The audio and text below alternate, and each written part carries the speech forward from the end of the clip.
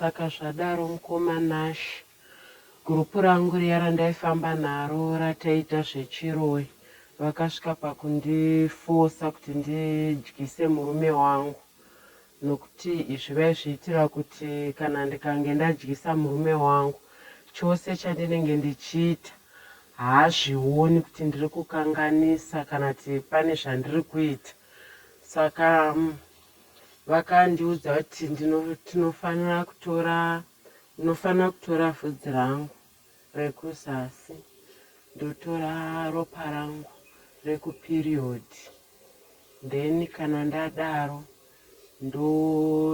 ndogeza kunhengo kwangu. Mvura iya ndageza nayo ndoshandisa pakubika chikafu ndakasanganisa nezvinhu zviya.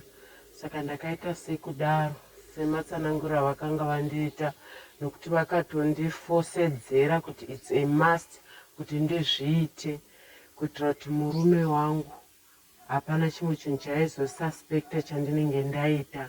Saka ndakaita sezvavakanga vandiudza ndikamubikira chikafu chiya ndakasanganisa zvinhu zviya, ndokubva ndamupa, ndokubva adya chikafu chiya. Mushure mekunge adya chikafu chiya akatanga kungoreakta muviri wese uchingobuda zvakaita kunge zvisasa muviri wese. Saka zvadaro inini pazvinhu zvanguwo zvose zvandaiita zvechokwadi panga pasina sei.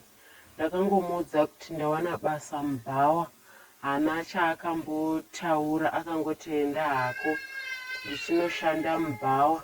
Ndaitoenda usiku ndichichaisa makuseni ndichishanda mubhawa. Saka zvadaro ndakabva ndakontinya nekushanda mubhawa muya. Varume vose vaiuya mubhawa vakanga vari vangu, zvekutoti ndaitovachinjanisa kurara navo.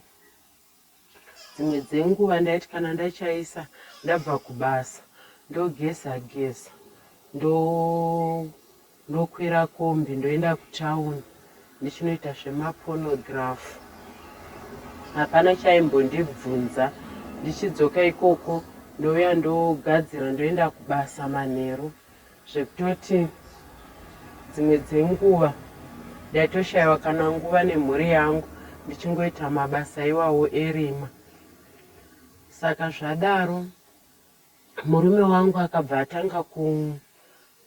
atanga kuchindivenga manje, zvekuti akabva atanga kususpekta kuti pane something zviri kuitika, because muviri wake wese wakanga wazara nezvisasa. Asi handina kumbomira basa rangu randakanga ndichiita. Ndakabva ndatanga kungoti chero ndiri mukombi ndikangoona murume wandinenge ndada ndaitobva ndatopedzerana naye. Mishonga iyi ndakaipiwa nambuya vangu, vakandipa neumwe wokutara tsiye. Umwe wachona ndaisa pasi perurimi. Ndaiti kana pandinobuda ndikatara tsiye dzangu ndichibuda, umwe wachona ndoisa pasi perurimi. Murume woga woga unenge angonditarisa. Ndanga ndisingatariswi nevarume vemanga-manga, ndaitotariswa nevarume vane mari. Vakangonditarisa chete aitongonzwa kuti dai atodanana neni tatorara tese, otondisira mazimari. Saka ndakanga ndiri munhu aitogara aine mari yakawanda, zvekuti chero shamwari dzemurume wangu ndaitosangana nadzo dzimwe ndichitori mumazimota aya, mazimota emhando yepamusoro. Chero vaiti vakauya vakaudza murume wangu, iye ndaitozopedzisira oda kuvarova vachitosiyanai nomudzimai wangu. Zvose izvi mishonga yose iyi ndakaipiwa nambuya vangu. Saka munharaunda mataigarawo maitorivo nevamwe vanga vaine mishongawo inoda kuwirirana neyangu, zvekuti taiti tikatongosangana mishonga iya yaibva yangokonekta nawo, zvoti chero varume vevanhu manext door vane mishonga yakadaro taitongobva tangokonektana tobva tatongopedzerana, especially panhau yebonde. Saka zvinhu izvi zvose izvi ndakazviita mushure mokuti ndanga ndiri munhu anga akatogadzirwa plus nemishonga yandanga ndichipiwa.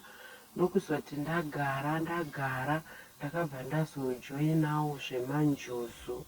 Ndajoina zvemanjusu ndakanga ndine vhudzi rangu raireba kusvika muno, rakakura. Zvadaro ndakabva ndazojoina zvemanjusu ndichiupgrade chiroyi, nokuti chiroyi chine mhando dzakasiyana siyana ende chine madhipatimenti akawanda. Saka ini ndaitomeka sure kuti mumadhipatiments imomo ndaupgrade chiroyi changu zvemhando yepamusoro. Ndakabva ndajoina zvemanjusu. Ndajoina zvemanjusu ndakaendwa neni kumvura, ndikaenda tikanopinda pasi pemvura tikanoita zvatakaita tichiratidzwa zvinhu zvakasiyana siyana pasi pemvura ipapo. Ndokubva saka pane mushonga wandakabuda ndakarumisiwa pamuromo pangu, ndakanzi ndofana kubuda ndakauruma. Ndobva ndabuda nawo mushonga uwoyo ndakauruma. Tichibva kumvura kuya ndobva ndasvika kumba, ndobva ndatanga kushandisa mushonga uya, ndichiushandisa mushonga uya. Mushonga uya waiita kuti kana munhu akanditarisa kudai aindiona ndiri munhu akanaka zvokuti hapana munhu aikwikwidzana neni parunako. Saka waindiita kuti ndinake zvemhando yepamusoro. Ende uye futi vhudzi rangu kuti rikure, ndakaita vhudzi rakakura zvokuti chero vanhu vaitokatyamara kuti vhudzi iroro ndakariwanepi. Saka zvadaro mushonga uya ndaiushandisa pandinobuda ndichienda kutauni, ndokwandainyanya kunoitira nyaya dzangu ikoko. Ndosvika ndaiva ndatova nenzvimbo yangu yainyanya kufarira vanhu vemabhizinesimeni. Saka ikoko ndaingosvika ndogara, ndotenga dhiringi rangu zvangu ndogara. Ndagara vaiuya mhando nemhando vachiuya vachindipika vachienda neni, vonorara neni, ndodzoka ndopikwa neumwe ndichingodaro. Saka ndaiva ndava munhu anga ane mari zvokuti ndanga ndisachabatiki. Even bhutsu dzandaipfeka, ndaipfeka bhutsu dzemhando yepamusoro nehembe dzandaipfeka ndasingapfeki hembe dzemanga manga, zvokutoti vamwe vanhu vaitoshamisika kuti nebasa rinoita murume wangu ndichikwanisa kutenga zvinhu zvaidhura kudai. Inhau yokuti ndakanga ndanojoina manjusu. Saka ndakararama mazviri zvikandinakidza, ndichitofarawo nazvo. Asi mhuri yeZimbabwe pari zvino zvinhu zvose izvozvo kwandiri hazvisina maturo. Ndokusaka ndauyawo pano kuti mundipe rubatsiro. Mhuri yeZimbabwe muchizoona ndauya pano, ndakafamba nenzira dzisingaiti dzakawandisa, nzira dzinotyisa zvokuti zvimwe zvacho kutozvitsanangura pano zvakaoma. Ndakararama upenyu hwokuti ndaiti kana vanhu vakauyisa usavi hwavo kufiriji, ini ndaitora usavi hwedu hwenyama yevanhu ndobvisa mapisi kana matatu ndoisa hwenyama yevanhu mukati imomo, iri nzira yekuti ndairekruta vanhu kuuroyi. Saka vanhu vazhinji vaitodya nyama yevanhu vasingazivi, asi ini ndaitozviziva kuti ndaisa nyama yevanhu mukati. Saka vanhu vakawanda vaitodya nyama yevanhu vasingazivi. asi yakanga iri nzira yekurekruta muroyi. Saka vamwe vachona taigona kusekererana masikati but usiku tinenge tatova tese. Saka ndaita zvose izvi ndichirekruta vanhu. Ndakarekruta vanhu vazhinji, vana vaduku, ma12 years, 10 years, ma9 years aya. Ndaingotenga maswitsi angu namabhisikitsi angu ndobva ndangomaita zvandaimaita, ndomaspreya zvandinomaspreya. Saka ndaingoti kana mwana wandinenge ndatongoona ndikamupa maswitsi kana mabhisikitsi akangodya chete, manheru tinenge tatova naye kumakuva. Nokuti ndaitira kuti tikarekruta vana vechidiki, isusu patinozokura tisachakwanisi kurova makuva zvezvichida kuitwa nevana vechidiki. Saka ndaitomeka shuwa kuti kana ndichida kurekruta vana 20 ndotogadzira zvinhu zvangu, maswitsi angu kana mabhisikitsi angu andinogadzira andinopa vana ivavo, kuitira kuti manheru tinenge tava navo kumakuva tava kuvadzidzisa kuti makuva anorohwa sei. Saka munzvimbo mandaigara ndakarekruta vana vakawanda ndakavarekruta vabereki vavo vasingazvizivi. Paizongotiwo vamwewo vanenge vana vabereki vavo vanonamata zvine simba ndovandaikonewa, asi vazhinji ndakagona kuvarekruta muchiroyi. Endi nanhasi pandiri kutopupura pano mhuri yeZimbabwe, vana ivavo dzadova shasha dzekuroya, shasha huru chaidzo zvekutoti chero vamwe vanhu vakuru vanotovatya. Ndovaya vana vamunoona muchiti kana mukataura navo anenge ane mukwindi wokuti munozvibvunza kuti asi mwana uyu unoroya. Ndovana vatee takatrena ivavo, vanenge vava nezvivindi zvokuti chero munhu mukuru unomirisana naye achipedzerana naye, nokuti tinenge tatomupa mapowers. Saka mhuri yeZimbabwe ini ndakafamba panorema, pakaoma, zvekuti nyaya yangu iyi kai ndanga ndichida kubatsirwa. Mushure maizvozvo ndakabva ndatendeuka kune imwe chechi. Ndatendeuka kune imwe chechi, mufundisi vaya vakandiudza kuti ndinge ndichiuya nezvinhu zvangu zvose. Vasati vandiudza kuti ndiuye nezvinhu zvangu, mufundisi ava vakagara neni pasi ndobva vatanga kumbondiita counseling, vachimbondipa muenzaniso wezvavairarama mukati meupenyu hwavo. Vakanditsanangurira kuti ndakanga ndiri mufundisi asi ndakazvarwa baba vangu yanga iri n'anga. Taimboitawo zvokupinda pasi pemvura tichidii, ndokubva ndazotendeuka kusvikira ndava mufundisi. Saka vakabva vandiudza kuti zvinhu zvidiki zvekuti vaikwanisa kudini kuzvigadzirisa. Saka vakabva vanditi chiinda unotora choga choga chaunoziva kuti wakatenga nenzira isiri iyo uchishandisa mabasa erima.